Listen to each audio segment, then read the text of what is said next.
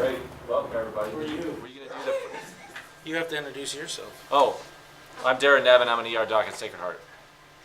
All right. Should we go ahead, Brian, at this point? Just with the introduction part? They don't want to hear me anyway. Yeah, they do. Can you tell us a story about the time when, and then fill in the blank? Let me just see if they're in the parking lot. We can tell a short story that came out of the program that Lee made a referral to me of a non-English speaking, severely mentally disabled individual who was participating in community court, and we ended up saving that individual's housing, and at least a couple of you in the room were essential to that, and it's something that never would have happened. Actually, a few of you in the room it's something never would have happened as far as timelines for me to get information necessary to protect the individual's housing. The judge, I don't know why it actually went to hearing, but the judge was pretty flummoxed as to why the landlord was given the information, had proceeded with that. So it's just an example of how all this stuff folds together, from Dave at housing, Kathy and Francis at the public defender's office.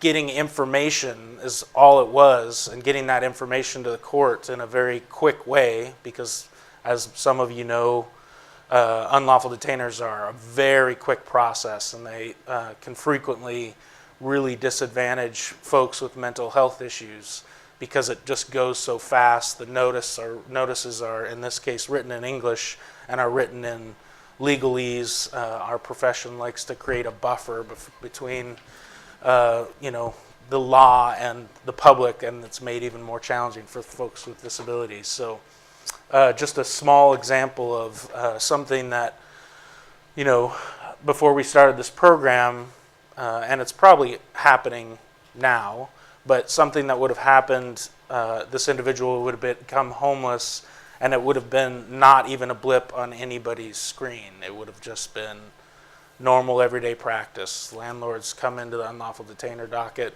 bring in a stack of defaults, the judge signs them. There's nothing to fault those parties. It's just the way the system's set up.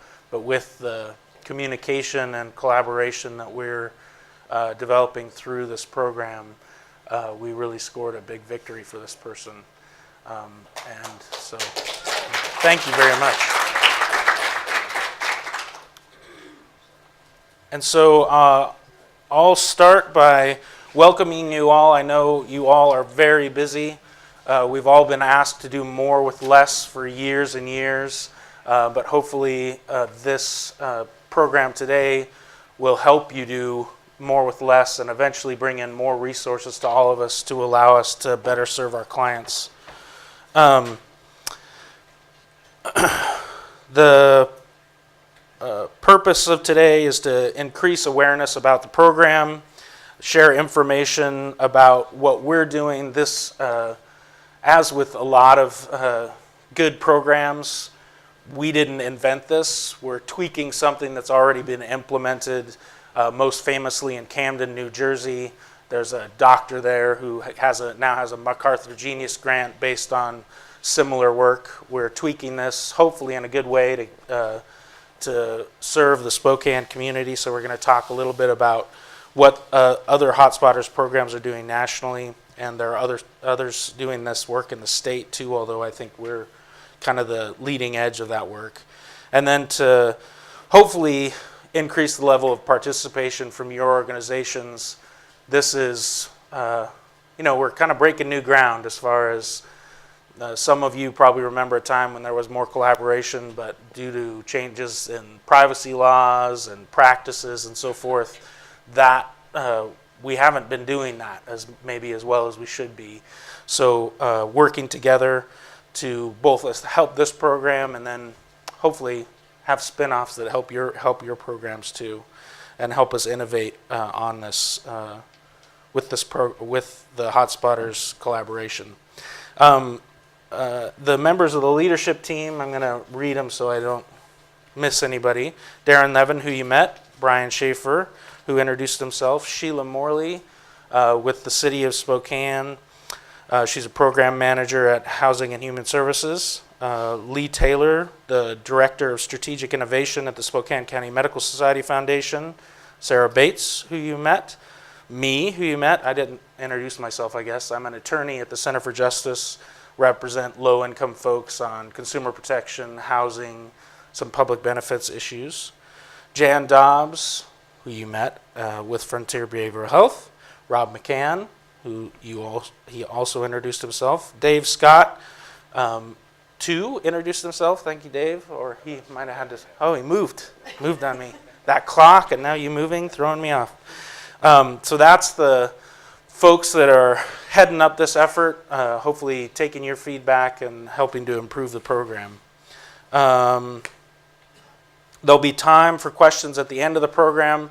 We're going to try to move through things pretty fast. But I guess if you have a burning question, you can interrupt us. But the plan is more to take these at the end. And with that, I'm a big fan of Darren Nevin, but I'm not going to do a big, introduction thing. But he's been so essential to getting this work off the ground and start piecing little pieces of the puzzle together. And I'll turn it over to him to take us to the next part of the program. Great. Thanks, Barry. Can everybody hear me? All right, you already have it. I don't really think we stole or copied or really emulated the Camden, New Jersey Hotspotters program very much, and I think you might see that in the videos I'm going to show this morning. We really started because of frustration from Brian, and we really came around a mutual case that was more of a serial inebriate at the end of his life. And my understanding of what Hotspotters does in Camden, New Jersey is more really medically complex folks. They have more of a master database, and they do more data analysis. And we really could find our hotspots without the database, and our hotspots were not really that medical. They were very substance abuse and very mental health related.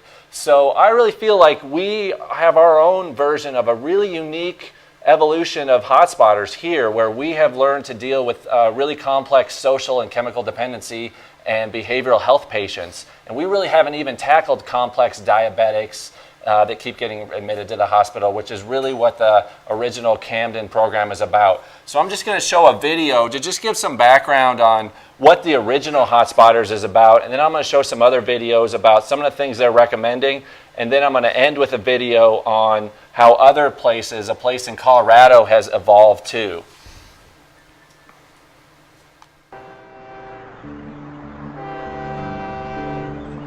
Camden, New Jersey sits in the shadow of Philadelphia.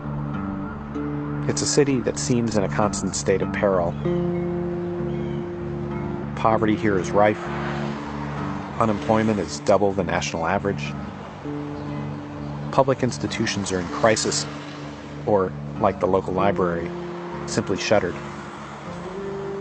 It's officially one of America's most dangerous cities. But Camden may also be the city to help solve one of America's most intractable problems: lowering the cost of healthcare. As a doctor and writer for The New Yorker, I came here to meet the local physician who began to figure it out. It all started 10 years ago with a shooting. I was working in my house one evening, heard gunshots, then got a call from a neighbor. So I went running down the street. The police had gotten there already. So I ran up and said, I'm a physician, where's the victim? And they all sort of turned around and said, he's over there. What is the location? He was laying on his side facing the back tire, and he had a pulse. He wasn't breathing, started rescue breathing. Eventually his pulse stops. So I was just pretty overwhelmed by the whole thing and angry, and You were angry that they hadn't been even tending to the victim. I said, why didn't you guys help him? And the police officer said, we didn't want to dislodge the bullet. I mean, it was just a complete blow-off, and I couldn't imagine how we could have reached the point in our society, in this city, where you would just leave a victim lying there in their own blood. He was a Rutgers student, and he was close to graduating. He was one of the wonder kids that make it out of urban communities. and here he was just about to make it out. Brenner's immediate response was to get involved in police reform. He thought if he could get a hold of crime statistics, he could map hotspots, the places where good policing would make a difference. But the department wasn't interested in helping a local doctor. So he went to another place, one he knew well, the hospital. There, buried in billing records from the ER where violent assaults get treated, he found crime patterns. As he crunched the hospital data, Brenner discovered something totally unexpected: other kinds of hotspots. It became clear that there were hotspots of everything. There were hotspots by disease, hotspots by patient. There were certain patients who'd been over and over and over going to the emergency room and hospital too much. There were hotspots by zip code and by neighborhood. And so you sit and begin to look through the data, and I'm looking at my patients who are in the data and realizing I had no idea how much healthcare cost. I had no idea how expensive it was, and it was just shocking. Brenner says the numbers showed that 1% of people living in Camden accounted for 30% of hospital charges, most of those racked up in the emergency room. So you're compiling all of this information coming from all of the hospitals in the local area. Compiling massive amounts of data, so a full... Brenner then turned that raw information into visual information. So this is a map of the city of Camden, and this is looking at cost data. So the red areas are high-cost hotspots. These are parts of the community where people who have more than $1 million in payments to the hospitals live, and this is over a 5.5-year period. So here you pulled out the two most expensive city blocks. Yep. But you found in your community there are two buildings That's right. that are the most expensive places. That's in the exactly city. right. So the building on the bottom, Abigail House, is a nursing home. And the top one, Northgate 2, is an apartment tower with elderly and disabled people. $83 million in bills. That's right. It's probably more than the cost of the building. Yes. Yep. This being America, where we all demand the best that medicine can offer, you might assume that at least for the money, the residents were getting good care. But Brenner found the majority of the care for chronic diseases, from asthma to cancer to diabetes, was being done in the ER, not a good place to treat chronically ill patients. Treatment was not coordinated, follow-ups were not part of the plan. It was really obvious in the data that the most expensive people were getting terrible care. And I knew them, so I'd walk in the exam room and say, Mrs. Rodriguez, I haven't seen you in 3 months. Where you've been? Well, I've been in the ICU for a month and a half. I've been in the hospital for another couple of weeks. And I'd said, well, what happened? And she'd say, well, I'm not really sure. A lot of doctors came in the room. They never really explained anything to me, but I've got this whole bag of medicine. So American healthcare doesn't do a good job taking care of sick people. The way we built our system is really a system that's very hard to access. It works well for the average patient, but if you are blind, if you're deaf, if you're disabled, if you're in a wheelchair, if you don't speak the language, if you're developmentally delayed, if you have a complex mix of illnesses with many providers involved, the whole system starts to break down. Brenner's big insight was to use his data to target the sickest and most expensive patients in the city. In 2007, supported by small grants from foundations, he put together his team of medical hotspotters. Hey, Anjanae, it's Kathy Jackson giving you a call from the Coalition. I was wondering if you had a chance to do your blood glucose logs. So as you can see from this, they're a lot more data driven than we are. And I think that's kind of where we need to go. We've kind of gone after the people that are the most obvious, and that's fine too. The people that are the most problematic, the people that we can find going to 1 or 2 ERs, but they have taken all their hospitals and taken all that data and put it into one big database, and so they can see everyone that's going to that Abigail House. We have the ability to do that with our fire data right now, and we did that a couple months ago, and we found that the #1 place in Spokane that the engines most frequently went to was a place that was a big retirement community, just like that. So I think there's some potential for us to move on and get more into the data and actually start going down and doing some medical hotspotting. And now I'm going to show you a video that kind of talks about how they have learned how to do that.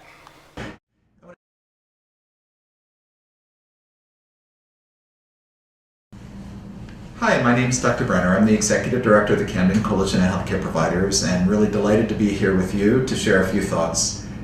If you're looking at this video, it's probably because you're using our Hotspotting Toolkit, which was supported by the Commonwealth Fund. And the purpose of the Hotspotting Toolkit is to help sites around the country learn how to work with their claims data. I want to take a few minutes to talk about the backstory of our work, which is really the story of American healthcare system, and it's the story of why it's so hard to save money in healthcare. The American healthcare system, we spend 18% of our economy, about one of every $5 is spent on healthcare, which is twice as much as the average of other industrialized countries. And one of the challenges is that as the baby boomers begin to retire, we're looking at an unprecedented wave of potential expenditures in our healthcare system. We have 85 million baby boomers about to retire, 10,000 people turn 65 every day, and we really have no idea how to deliver high quality, reasonably, and healthcare at a reasonable cost to all of those baby boomers. If you look forward over the next 50 years, the bulk of the federal debt is healthcare, healthcare, and healthcare. It's not Social Security, it's not general government expenditures, as you can see on this graph. One of the reasons it's hard to save money in the American healthcare system is that one person's costs is another person's profit. And the entities in the healthcare system will use all of their power, money, and clout to fight any changes in the rules and the structure in our healthcare system to keep from losing their part of the pie. What's even more challenging is that if we did change the payment model within healthcare, a lot of the existing organizations in healthcare would have a very hard time changing their business models. For instance, the hospitals in America have been paid on a volume-based business model. It's not unlike the airline and the hotel industry, that they get revenue for each click, each sick person that comes through their door. They don't make money on keeping you well. They keep money on admitting you and then discharging you as fast as possible. So they're going to have to learn very new skills, and we probably are not going to need the same number of hospital beds that we currently have. This is called a disruption to the marketplace, and it's an existential crisis to a very powerful industry. And it's not unlike the problems that Blockbuster Video faced when Netflix came into the market and disrupted them. Blockbuster Video made a whole lot of money from your family going every Friday night and renting a video. And they were very late to the game, to the idea of mailing you a video that you rented online. Very late in the process, they did start a service to do that, but Netflix had already gotten to the market, had figured this out, and ended up disrupting their entire business model. I think that better care at lower cost, that care coordination, that really good primary care of the sickest and most complex patients is highly disruptive to the American healthcare system.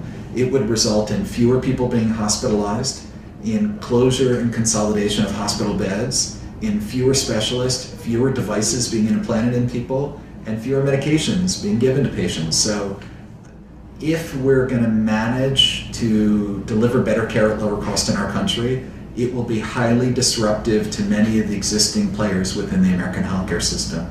That, I think, is one of the reasons why it's so hard to deliver better care at lower cost. So what I heard a lot there was a lot about healthcare, which I'm all about reforming, and I think we should reform, but I think we should pat ourselves on the back because we've actually done a lot with judicial reform. We've actually looped in the legal with community court, and we've worked with detox, and we've developed this respite program where we can get semi-immediate housing for short term for sick, homeless people. I think we should be proud of how we've evolved those aspects of it and think about how we can get more data-driven, like Dr. Brenner's talking about here. I'm going to show you another video where he's kind of talking about different versions of Hotspotter programs. I think it's hard to be in a system that's not working. I think it's frustrating for the doctors. I think it's frustrating for the patients. I think it's even frustrating for the people that run insurance companies and for business leaders and for hospital executives. I think we're all caught in a system that's not working well, and we're going to have to say, okay, ready, set, go, let's change. And do you think, I think a lot of people think hotspotting is the answer. It's not the whole answer. I think it's just a small element of getting people's attention to focus on sick people. You know, hotspotting is not geography, hotspotting is segmentation. It's taking big data sets, segmenting them into strategy so that you can target different pockets of need. And one segmentation can be geographic, but you can come up with whole different segmentations. When you build a great program to deal with very frail elderly patients, that's hotspotting. When you build a great program to deal with babies who are coming out of the NICU, whose moms and families are overwhelmed, and you want to keep that baby from getting rehospitalized, that's hotspotting. Hotspotting is making sure that people who are in need get their needs met, but you do it in a rigorous, data-driven way. So I think we've built a great program, and you're going to meet two people today that we've helped. And I also think we're starting to get some national attention. Brian gave a talk at kind of the Fire Chiefs Conference. Is that what that is? It's called FRI in Houston. And as a result of that, there's some interest that came out of the Fort Lauderdale area, and there's some people here from the Fort Lauderdale Fire Department because they're looking at things like this. Do you want to just quickly introduce yourself again? Maybe just give a sentence on why you're here, what you heard about us? My name is Tammy Nugent. I'm a Division Chief of EMS for the Broward Sheriff's Office Fire Rescue, which is in the Fort Lauderdale area. And we met Brian through our fire chief who attended that seminar and heard this program, and he sent us out here to find out what it's all about so that we can take it back to our community, hopefully. Yeah, I'm Rob Weech. Obviously, I work with Tammy over in Fort Lauderdale, but what we see in this community is really, really unique compared to what we have in our community. We have a tendency sometimes to shove our problems off to the other stakeholders within the community.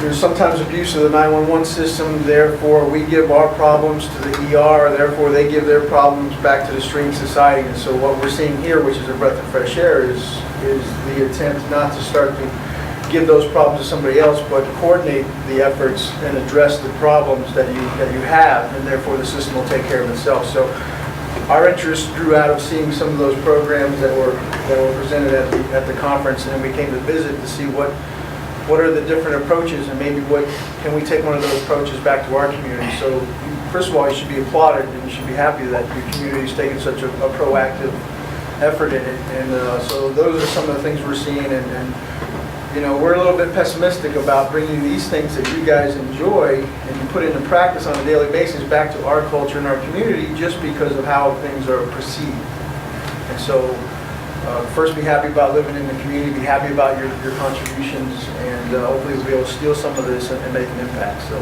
that's why we're here. Thank you. Well said. So I just want to end with just a short 2-minute news article about another program that kind of started organically in Colorado, where they looked at ER frequent users and found the kind of the same astonishing results that we found. New at 5, a technique used by law enforcement to make neighborhoods safer is now being used to lower healthcare costs in northern Colorado. 7 News reporter Don Champion explains it all starts with figuring out who goes to the ER the most. It is a matter of bad math. It only amounts to about 1 or 2% of the people who are getting health care that are in that category, but because of the complexity of their needs, they are responsible for a lot more of the costs of health care. Dr. Mark Wallace of North Colorado Health Alliance has been crunching numbers for more than a decade. He's discovered in Weld County only a few people are responsible for most of the emergency room costs. We were able to identify 200 individuals who accounted for a tremendous amount of cost. It was responsible for about $40 million. Weld County is combining that new accounting concept with old-fashioned health care house calls. A care coordination team visits those people in the county with higher medical needs now to try to cut down on preventable emergency room visits later. The lady had actually had, in the 2 weeks prior to us starting, 12 emergency room visits. Sometimes the prevention approach falls outside of common medical conditions like falls, respiratory problems, and medication allergies. If they're worried about safety, food, all those things, they're not going to take care of their diabetes. So far, Dr. Wallace estimates they have trimmed ER visits and costs by 20%, a small investment of attention today leading to savings in Medicaid costs and insurance premiums in the long run.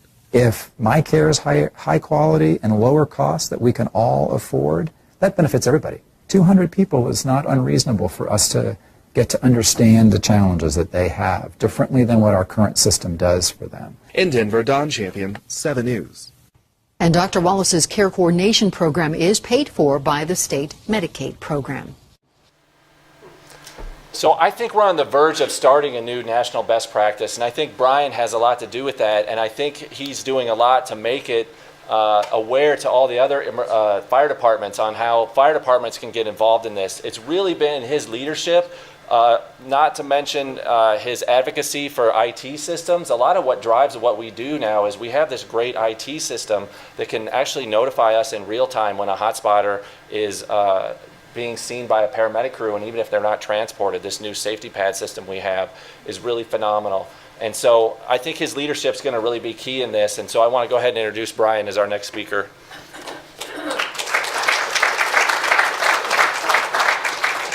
So some of these guys that are here are going to have some pretty incredible stories, and we'll share those on a few videos that will be coming up shortly. But like what Darren spoke about is that we've really taken a step primarily because of a few events that happened. It started for me in 2006 when I was on the way to work. I stopped at an EMS call. There was a husband and wife living in a home. They were in their 80s. Husband kept falling out of bed. Wife wasn't able to pick him up. Fire department came 11 times in a 24-hour period. 11 times. So the officer who is here in another class, I just ran into her on my way in. She met me and said, you know, we've been here 11 times, and I just feel like there's nothing we can do for him. So what we send is a traditional response. We send a big fire truck with 4 people with a hell of a lot of capability. They can resuscitate people, they can deliver babies, they can do just incredible things with the skills that they have. And we train them to be commandos. We train them to be people that can do just this heroic acts, like go through buildings, go through fires, jump off of walls. But then we expect them in these situations to be social workers, and they're not. So I sat down with this wife, and I started talking to her. I'm like, you know, I sent the fire crew back home, and I said, this is easy. What can I do for you? And I started looking at the house. The firefighters put the gentleman back into bed. They had no safety provisions for him in his room. He didn't have a hospital bed. He didn't have grab bars. There was no food in the pantry. There was no food in the refrigerator, and there was a state of Washington Department of Social Services card that was next to the phone, and the number was right there. They had a caseworker. So I asked her, I'm like, why don't you call this person? Why are you in this situation? The background is the husband and wife, they've been married for a bajillion years, and they want to die together. They don't want to go to a nursing home. Hey, Pete, are you visiting? Or you want to sit down? Ladies and gentlemen, Pete! No. So I sat down with them, and they just wanted to stay home and die together. They didn't want to go to a nursing home. They didn't know who to call. 911 was the only number that they could remember. It was the only number that they could see, because even with their corrective glasses, they couldn't see the phone number on the little business card. Simple things that we spent probably at a response of $500 a piece, 500 times 11, whatever that is, divided by the coefficient of pi multiplied by whatever you want to multiply it by. It costs a lot of money. And while that fire truck was going 11 times to that person's house, they were missing important calls. Calls where people are dying, calls where they're trained to make a difference. So I said, this is crazy, we've got to do something. And that was the genesis for Patty's position and the work that we're doing with social workers in the field with our relationship with Eastern Washington University. With several graduates here over the past couple of years, one right next to Patty, trained here and became, as a part of the fire department, to start doing this work where we respond to incidents and they're not on fire, but at the same time they don't need a Band-Aid. What do we do with them? Well, we call it care scheme, and that they were successful in taking care of that gap. Well, what I did essentially, what I thought was doing was the right thing. What I essentially did, though, was I created a silo in the community. We had a really effective response to people's problems when they needed social work, but they weren't really integrated. So I took another step back, and we had another initiative with a single paramedic unit, because, you know, you guys read the paper, you know what the drama is. All this political pressure, do more with less. We're all government employees at some level or another. We had to do something about that from a fire department perspective. So we put a single paramedic in a car. They're recruiting right now in the other room, and they're doing more training on the ARUs, which is the Alternative Response Unit. We give more training to the people that answer 911. They triage the call, and if necessary or if applicable, they just send a single paramedic, and that paramedic has the ability to spend more time with those clients. So if it's a low acuity call, the single paramedic goes to take care of Mrs. Smith or Mr. Smith without the big fire truck, without the big ambulance and the drama and all the lights flashing, dogs and cats living together, chaos that you would normally get on the city of Spokane streets. And that had a dramatic impact on the system. The ARUs that are out in the field right now are doing 30 calls a day, a lot to 32 West Pacific, you know, and I'm sure from your perspective at Catholic Charities that you would much rather have a small single person paramedic than having a big fire truck blocking Pacific and making a grandiose appearance. So we did that, and that was really successful. But again, it was just a silo. We built another silo, right? So then I had an opportunity to hire Mike Lopez, who is from the Department of Health, who specializes in regulations, wrote many of the regulations that created the state's ability to have paramedics in the field. And Mike's title is the Integrated Medical Services Officer. So his responsibility is taking all these disparate systems, many of which you guys all belong to, and bring everybody together in a format like this and actually do some case management and share resources and share data. Data being the big thing. I think you heard it with Dr. Nevin. It all starts with information. We don't know what we don't know. So then we built a program where, can I borrow this for a second? Yeah. So where the paramedic meets the client with Mr. Smith, and most of our clients all have state-issued IDs or driver's licenses.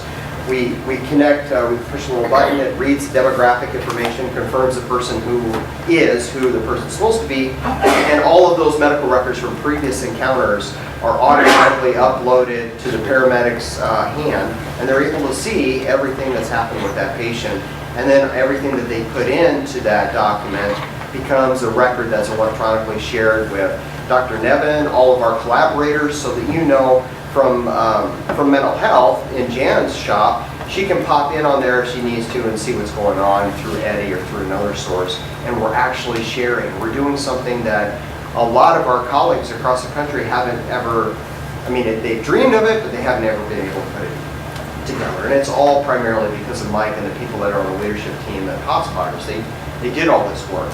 So that's where we are at the fire department, and we're starting to actually make some incredible inroads, and the next step to this is what we're going to talk about and try to, you know, I can quantify things all day. The quantification of this program makes so much sense. It saves money, it delivers the right care to the right patient at the right time with the right resource. That doesn't mean a lot to people unless they truly understand the qualitative or the human aspect of this. And I think if you can cue the video, we'll probably move right into that, if that's okay, Darren. Is that what you were thinking? Yeah.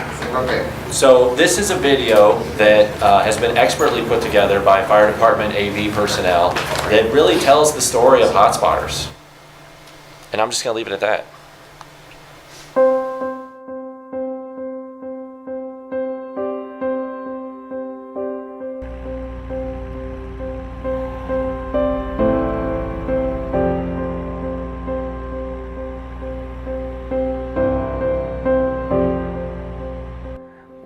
Spokane's worst alcoholics, from what the police say. I've been in and out of jail most of my life since I was 18 because of my drinking and stuff. I grew up in a broken home. And what I mean by a broken home, there was a lot of sexual abuse, there was a lot of emotional abuse, there was a lot of physical abuse.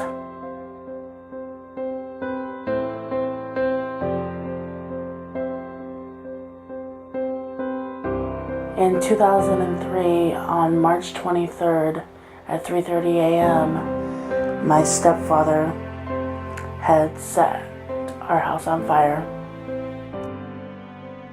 I've got the third most arrest in Spokane history, like 108 times. And every time it's because I've been drinking. I know if I continue to drink, I'm going to end up dead, just like everybody's always said.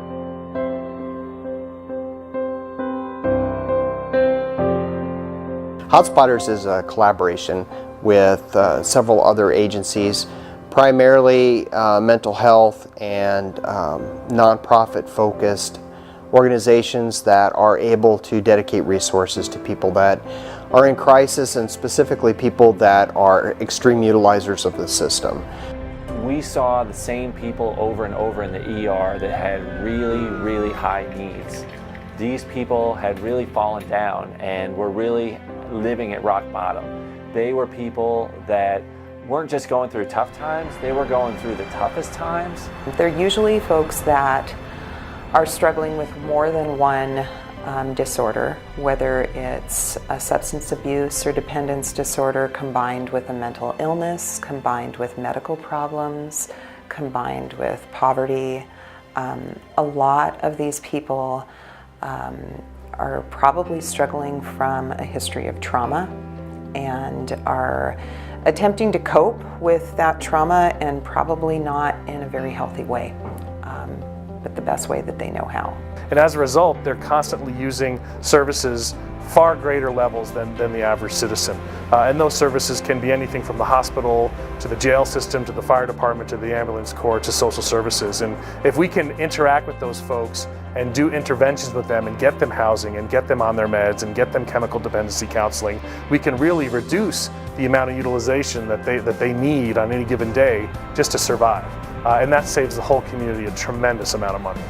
Kind of the spark that got it started was when Brian Schaefer, the assistant fire chief, sent out an email that said, here's this person that's using the fire department a tremendous amount to all these leaders, you know, how can we make an impact on this? And the Medical Society coalesced around that email and formed a group, and we started expanding on that. Or what can we do to reduce emergency department trips, whether it was ambulance transport or walk-ins, and how can we serve this person the best with the resources that we have?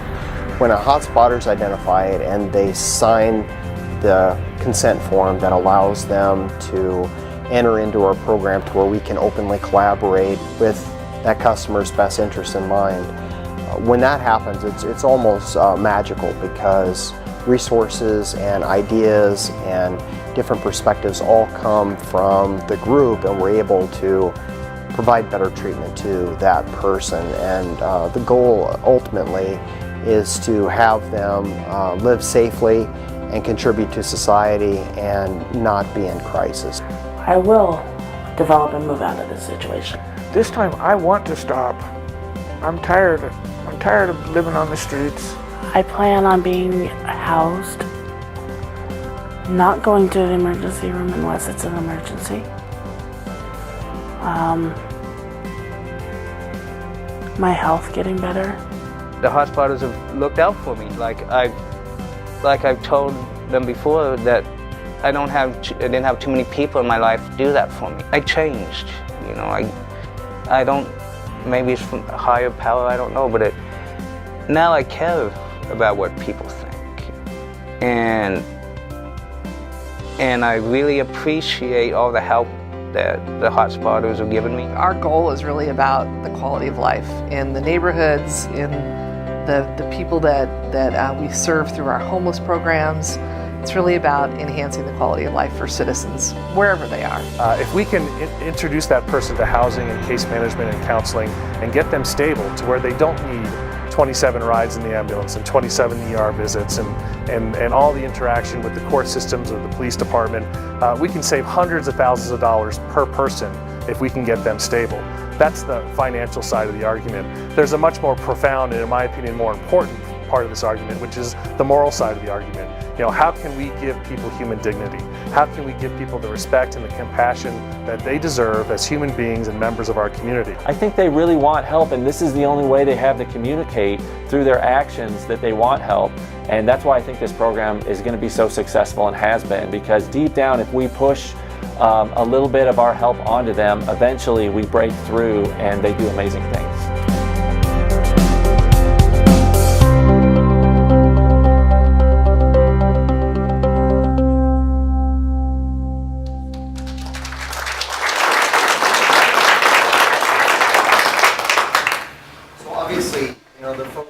Service, the focus is on prevention and treating these people with the utmost respect and getting them to be successful. So with that opening, I'd like to introduce Rob McCann from Catholic Charities.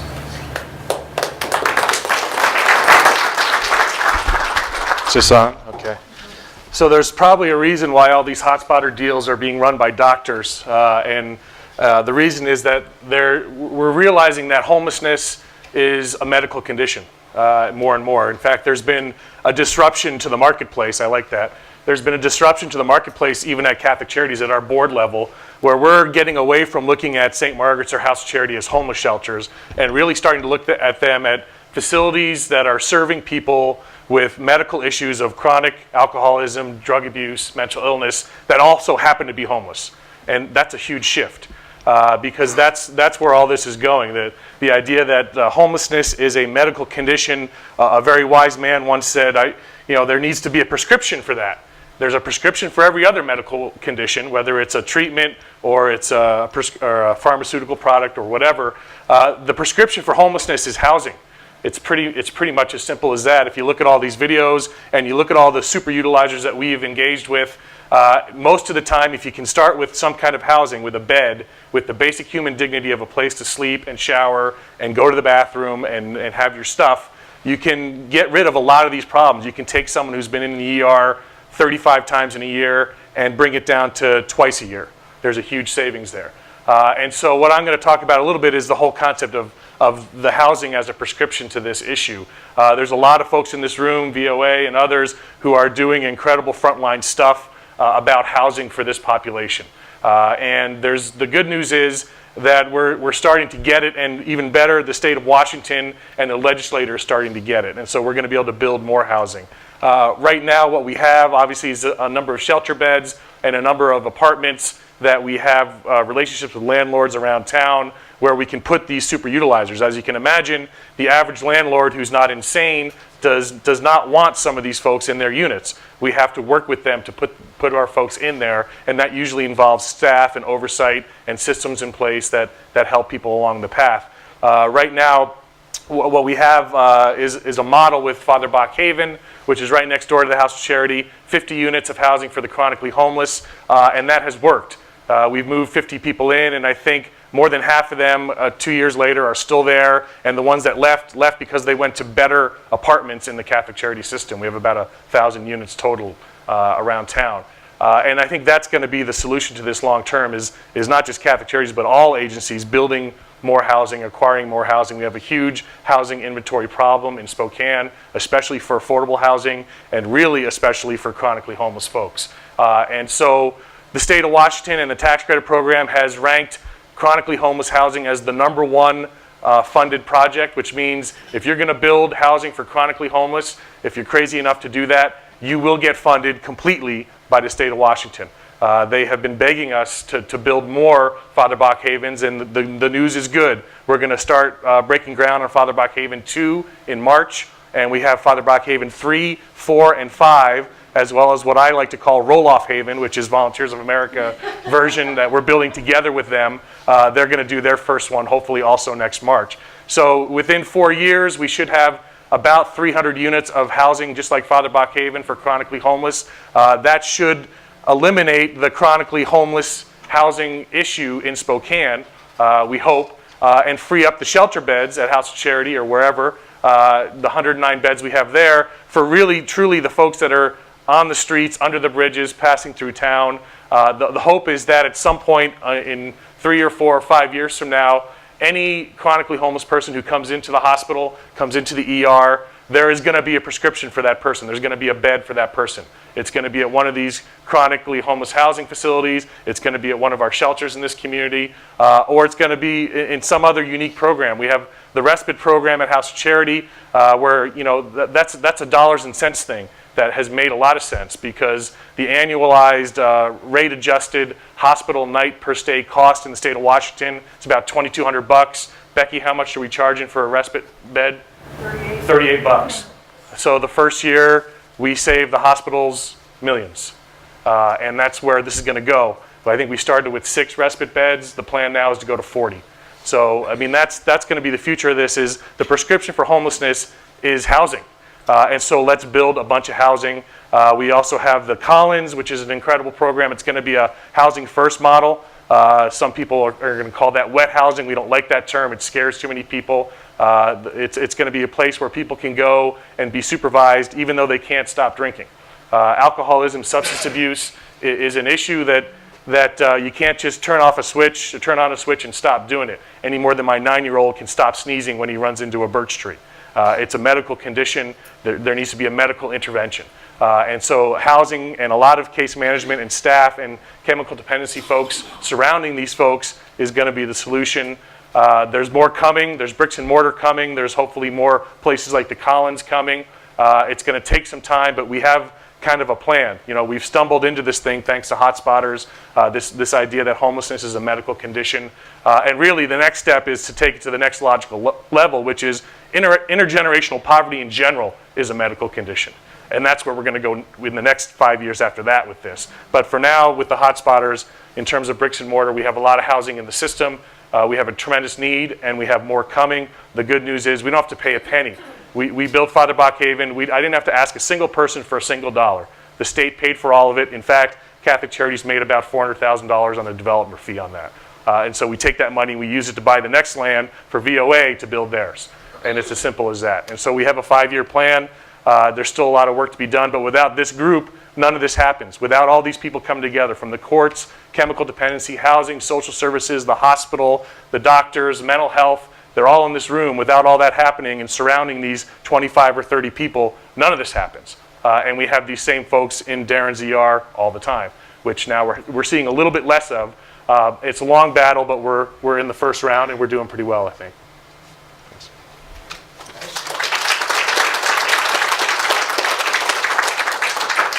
So next we're going to bring up Jan Dobbs and have her present real quick from the County Medical College. Good morning, everyone. As you've heard, these individuals that are identified as hotspotters have very complex needs. And up until this point, what we've done is we've used 1 or 2 providers to address those complex needs and to assist these individuals. But it is a very challenging process.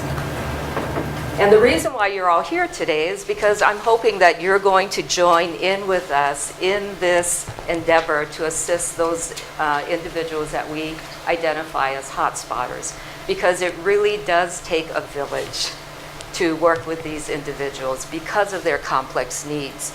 How many of you in this room are mental health providers? Let me see hands. Great. How many of you are substance providers? Higher. Let me see those hands. Okay, how many of you are medical providers? Medical, dental, great. Housing? Transportation people? How about childcare? Financial? Rob, you're the man, you're the Renaissance man here. How about equipment people? Medical equipment, transportation equipment, anybody with a resource for that? How about legal people? Anybody not raise their hand? Tell me. I'm a data nerd. A data. We love data people. Who else did I not? We're social services, aging and long-term care. We keep Great. people in their homes. Great. We need all of you because what you have is an expertise that you can bring to the table that will help us meet these complex needs that these hotspotters have. What we'd like to do is put a process in place where we invite you to come to a staffing where we have done an initial triage of that hotspotter and identify what some of their complex needs are. And then we talk with you as a team about who this person is and what is needed to address those complex needs so that we can improve their quality of life.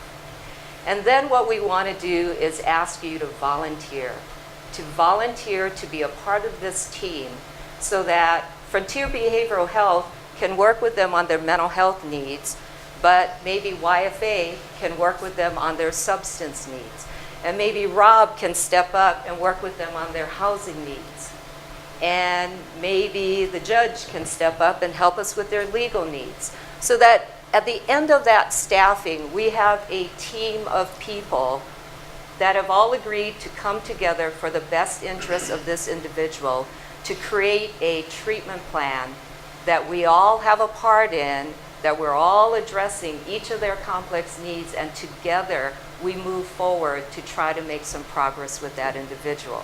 We know that we can be more successful as a team because we have tried it by just using 1 or 2 providers.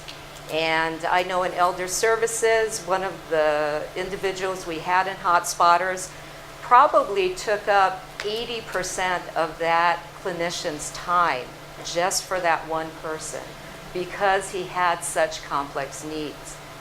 We need a team. We need all of you to join with us to create this team that can help this individual move them from where they are to where they would like to be. So this is my pitch. There are some people who are not here in the room, and I would welcome your input. Let me know who we're missing, because we'd like to invite key stakeholders who will then step up and help us create that plan to meet these hotspotters' complex needs so that we can move forward and reduce their emergency room visits, reduce the call-outs for the fire department and for the police department. Okay.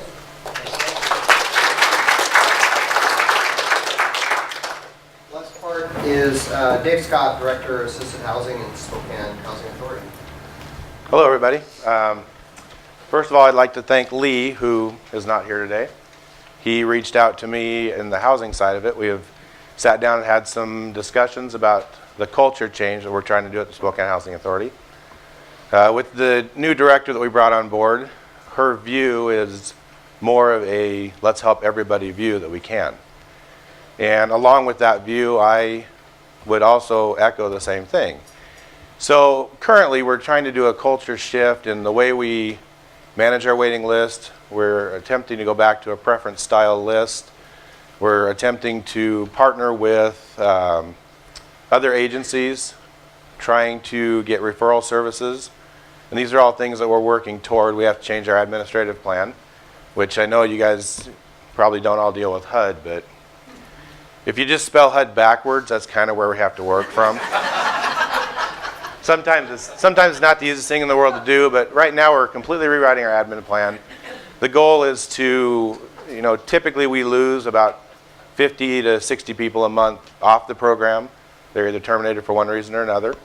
We're trying to figure out how we can take a percentage of those vouchers and immediately help people with those instead of putting them through a waiting list system.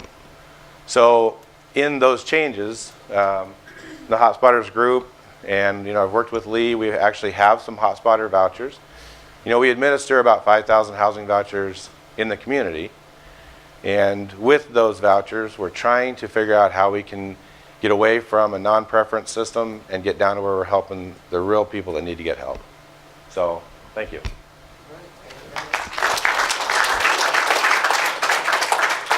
So my next bullet is to introduce Sarah. But, part of one of the largest challenges that we have with this program, aside from getting and maintaining people in the room and case managers, is the data part, to actually be able to measure what we're doing, report on the outcomes, and then make pitches to other organizations for funding and for sustainability measures. That is one of the beauties of having Sarah here, and I'm going to let her get started. She's already plugged in and ready to go. Kind of. Kind of, sort of. Do I need to get up and do a dance? Please. Anybody see me hurt? Oh, like this. Got it. Got it.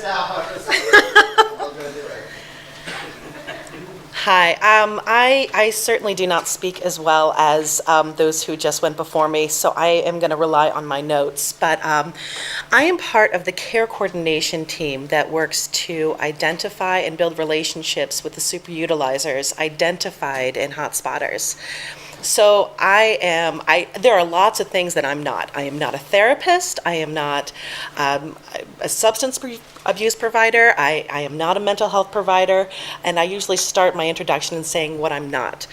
What I'd like to talk to you about is what we actually do as care coordinators through the Hotspotters programs. The individuals we identify and outreach in the community are often extremely complicated with needing to be connected to multiple services such as substance abuse, mental health, and housing.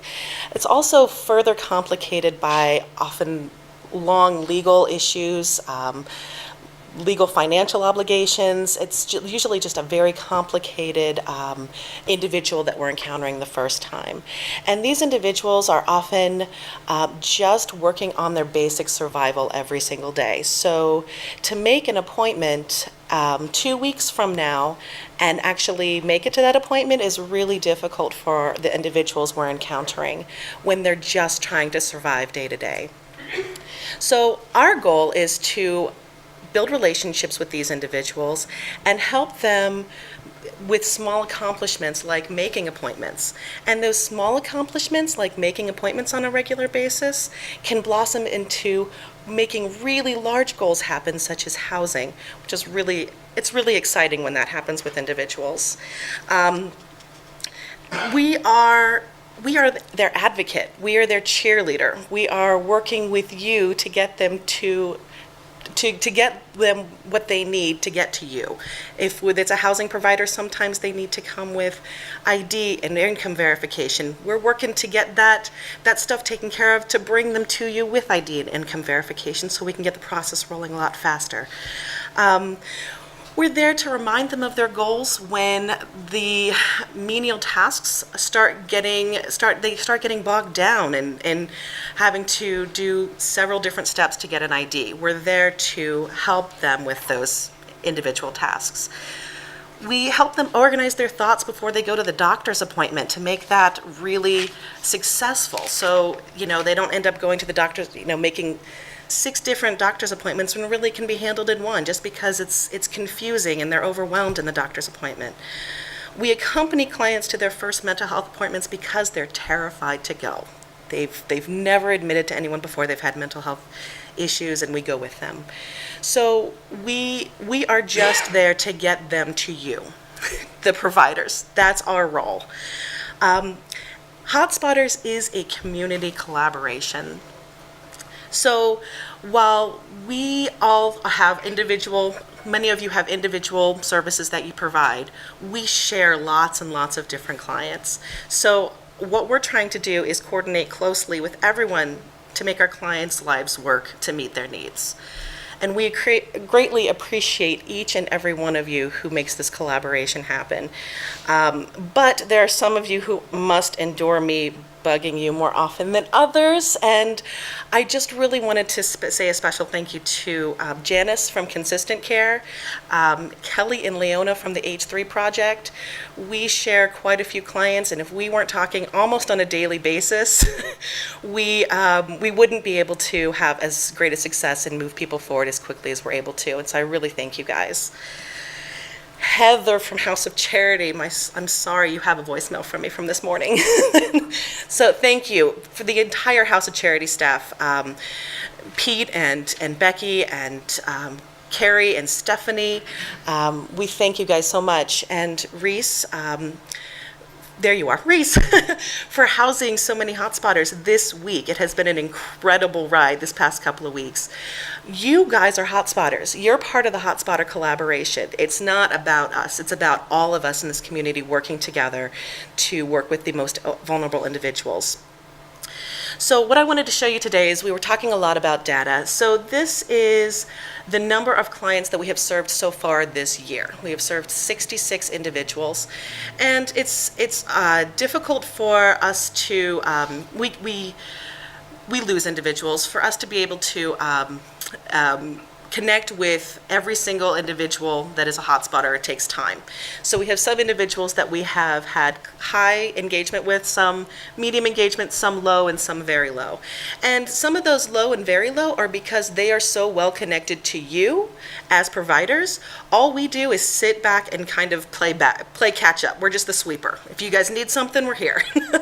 But we have some individuals that we have engaged with very intensely. Of those 66 individuals, 59 were homeless at engagement. 45% of those individuals have been housed since the beginning of the year. And that has been, again, through a wide variety of community housing options. So the Collins is huge. Again, thank you, Reese. Some have been able to get on their own lease through the vouchers available through the Spokane Housing Authority. Some have been housed through mental health options. Some have been relocated with family because that was truly the best option for them. And others have been housed in Catholic charity properties. So we partner with each and every one of you on a regular basis to get housing accomplished, and it's really exciting each and every time that happens. So again, we've talked about a lot of data. What I really want to show you is what it looks like when hotspotter engagement happens. And again, hotspotter engagement means all of us collaborating together. So this is one individual we engaged with for 2 different periods. And as you can see, he in the period of pre-engagement, he had $37,000 worth of community costs. And in the second period of disengagement, he had $63,000 worth of community costs. That's a lot of money. When this individual had services wrapped around him, his costs went down significantly.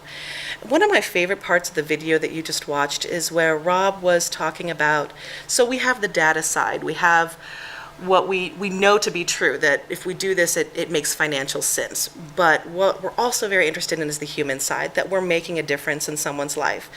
And I just wanted to welcome Client B, one of my favorite clients. I know you're not supposed to have favorites, but I do. Elvin is Client B, and we are so proud of him and what he has accomplished, and we are so proud to have been there for him to provide him the services that he needed at the time that he did, and to build those relationships with him. And we thank you for letting us to come into your life. So thank you, Elvin. We really appreciate you.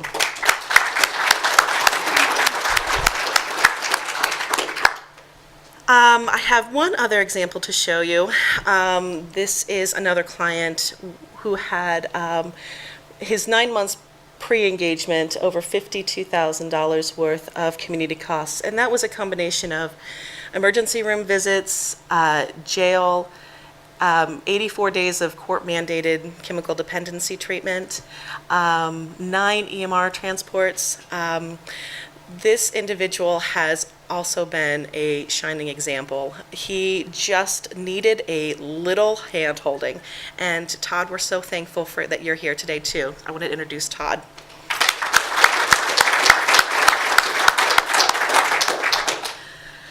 And Todd was also featured in the video, of course. This is the human side that we're really interested in. And the magic of this collaboration and the nature of hotspotters is that all these service providers, when we all get in the same room, we all bring our own resources to the table, which is really, really exciting. Maybe I have resources for eyeglasses and someone else has resources for a wheelchair. And when we come together and we can all together meet the needs of a client, it is so exciting for us, it's exciting for the client, and boy, it is just exciting when you feel like things are really working together. So again, thank you those in the community who are especially special providers that we work together with regularly. Thank you to those of you who are there all the time, and we know that you're there, and we know we can call on you when we need to. And if you have any questions, please don't hesitate to contact us about how you can get further involved with hotspotters. And I think I am going to turn it back over to Brian. Okay.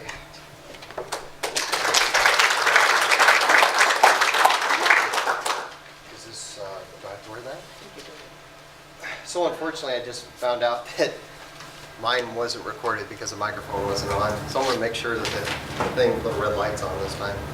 So my responsibility now is to just kind of manage some questions and answers, I believe, from the audience, and try to answer some of those questions that you've always asked, but we're afraid to, or always wondered, but we're afraid to ask. How's that? So what can we do for answering questions? What questions you guys have? Yes, ma'am. When is the hotspotter meeting and they staff compliance? When is that held? So we took a break for the summer, just because everyone in Spokane goes to the lake. I don't know where the lake is. That's why the thing didn't work. Make sure that's on video. So we took a break for the summer. We decided to come back and do this larger community meeting, kind of getting everyone back on the same page of what we're doing, and then we are going to be looking at doing staffing from next month on. Okay, so the same time, the same. Correct. Yes. Anybody else have a question? Questions? Right. Yes, sir. I know a couple of meetings we talked about several initiatives around the data and how we share data because of the privacy issues. There were a couple of systems people were working on. Is there any updates in any of those sort of initiatives? The biggest update is that HHS is basically, which is the enforcement entity of HIPAA, they have provided us with a structure that would be compliant. It's very simple, kind of more simple than what we were trying to do early on, which would have required a series of MOUs and so forth, changes in the law, and a number of other factors. I won't get too far into the weeds. But basically what we need is to identify the hotspotter, share the information. We need a HIPAA compliant organization. What we're looking at now is that the fire department is going to fill that role. It's based on a somewhat loosely, but based on a model down in San Diego that they use. So they're going to identify these high priority folks using the data, and then once we have an authorization from the individual, then all the concerns kind of go away once you have that. Once you have the engagement. So that's going to be the responsibility of the Hotspotters team to get that going. HHS will have given their blessing to saying that this is compliant. They've all even volunteered to send staff out to give a training on the elements of staying in compliance. We just need to button up some last kind of administrative type stuff to lock that in. For our substance abuse partners, there are still restrictions on 42 CFR Part 2, and those just aren't going to go away. We're probably going to need authorization signed by those organizations if that organization isn't comfortable with the group authorization. And then because of national efforts, there's actually the time of that law has kind of come and gone. The environment in which it was created, where there was a very, obviously there's a stigma around that today, but the stigma around alcohol and substance abuse back when 42 CFR was passed was, damning to your history in a whole different way than it is today. So we've heard of movement to change those laws, both at the state and federal level, so that this type of collaboration is going to be more possible. So who knows if that goes anywhere, but we can be hopeful.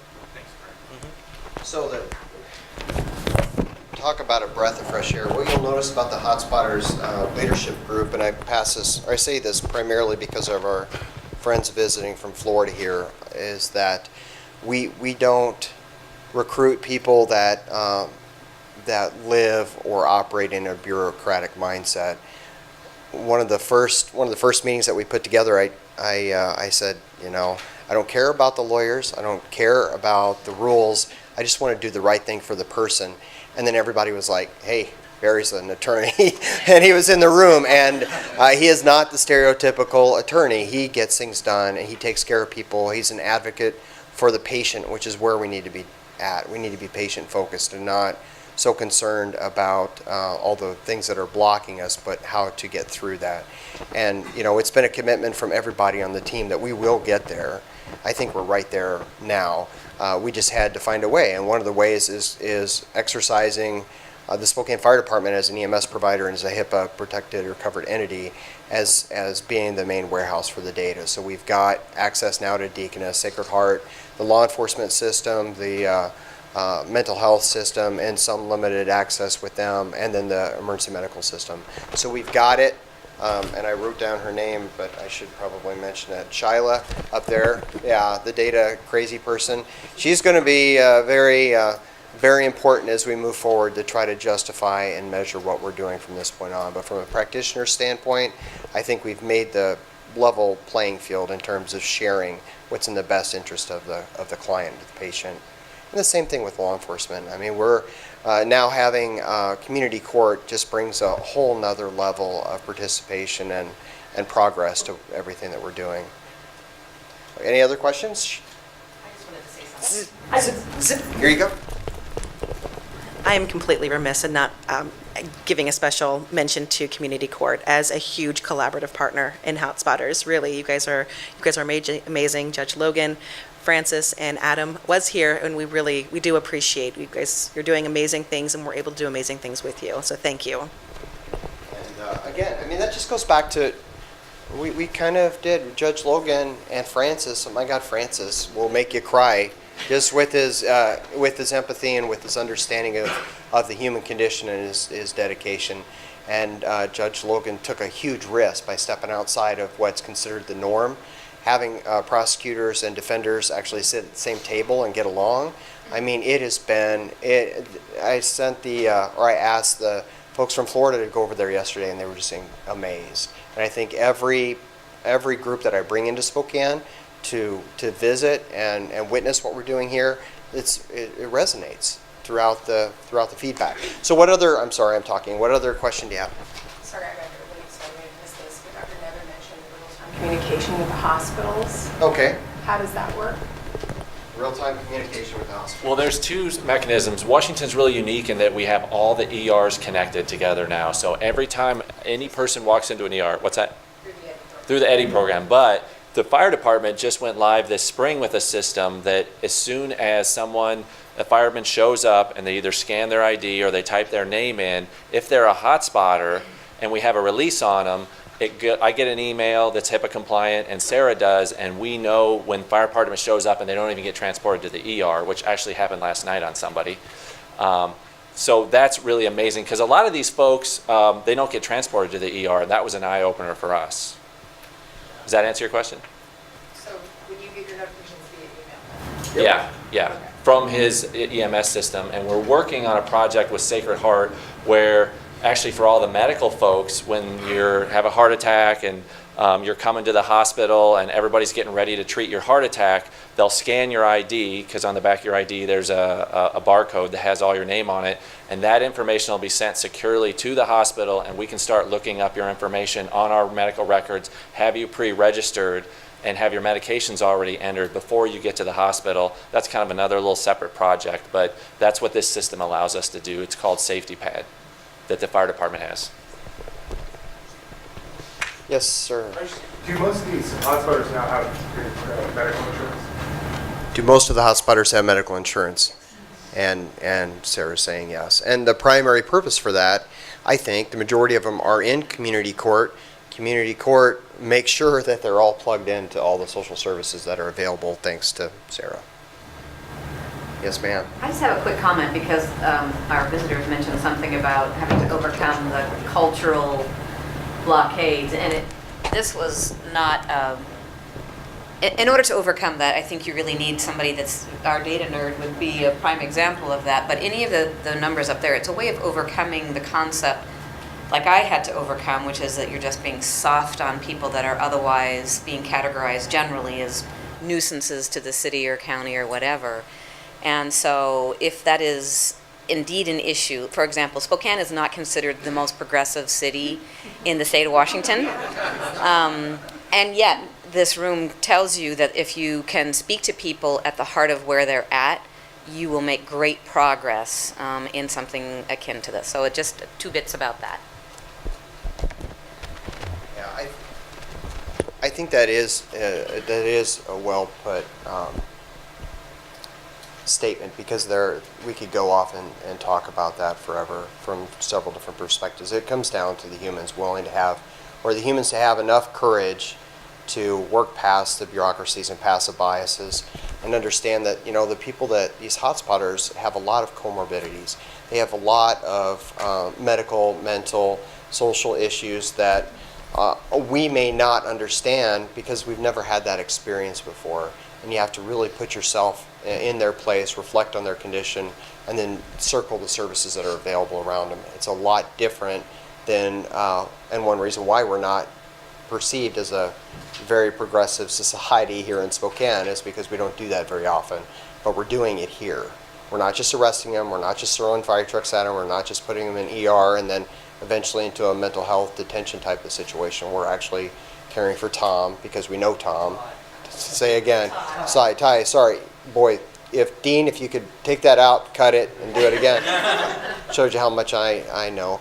But, I mean, we're taking care of him as a person instead of a number or a data point or a nuisance, which has been done previously, and we're not going to accept that in our community anymore. Any other questions?